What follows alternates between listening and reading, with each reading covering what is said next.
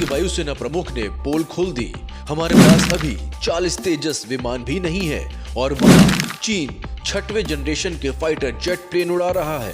MiG-21 की जगह लेने वाले तेजस लड़ाकू विमानों की डिलीवरी में देरी से वायुसेना प्रमुख भी चिंतित है। उन्होंने कई अन्य विकल्पों और निजी भागीदारी को बढ़ाने पर जोर दिया है। उन्होंने समय सीमा पर खासा फोकस किया है और कहा कि देश देरी के होने की वजह से बहुत ज्यादा नुकसान में आ चुका है। दूसरी तरफ चीन बेहद तेजी से अपनी सेना को आधुनिक बनाने में जुटा हुआ है।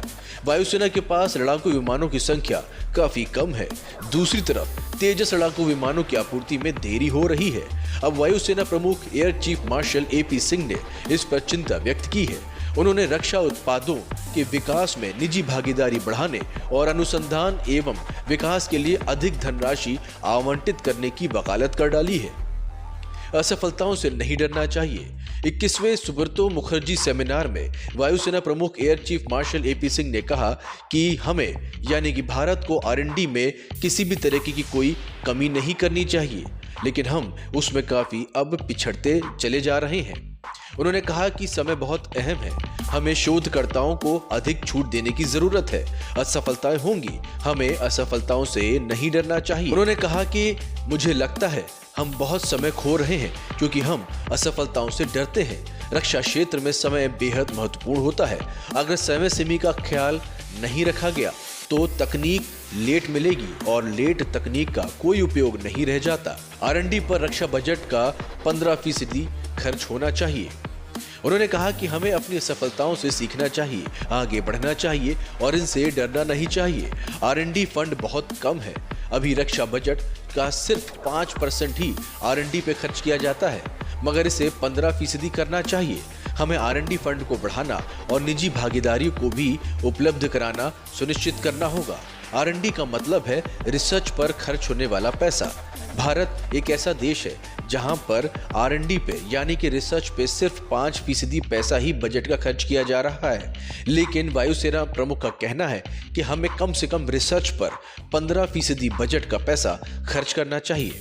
पड़ोसी देश तेजी से बढ़ा रहा है सेना। चीन 6ठी पीढ़ी का स्टेल्थ लड़ाकू विमान तैयार कर रहा है। कुछ दिनों पहले सोशल मीडिया पर उसकी फोटो खूब वायरल हुई थी। इसी बीच वायुसेना प्रमुख ने तेजस विमानों की डिलीवरी में हो रही देरी पर चिंता भी व्यक्त की। एयर चीफ मार्शल ने कहा कि हमें अपने उत्तरी और पश्चिमी पड़ोसियों से काफी चिंता है, यानी कि जो चीन है वो बहुत ही अत्याधुनिक लड़ाकू विमान तैयार कर रहा है और भारत पहले ही उनसे काफी पीछे है। इससे हमारा खतरा बढ़ता जा रहा है। दोनों ही देश अपनी सेनाओं में तेजी से इजाफा करने में जुटे हुए हैं। जहां तक चीन का सवाल है, ये सिर्फ संख्या का मामला नहीं है, उनकी तकनीकी भी काफी तेजी से बढ़ रही है।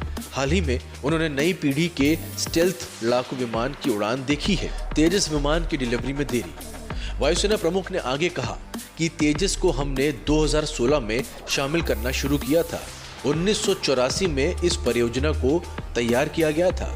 विमान ने 17 साल बाद 2001 में पहली उड़ान भरी। इसके 16 साल बाद यानी कि 2016 में वायुसेना में इसे शामिल करना शुरू किया गया था।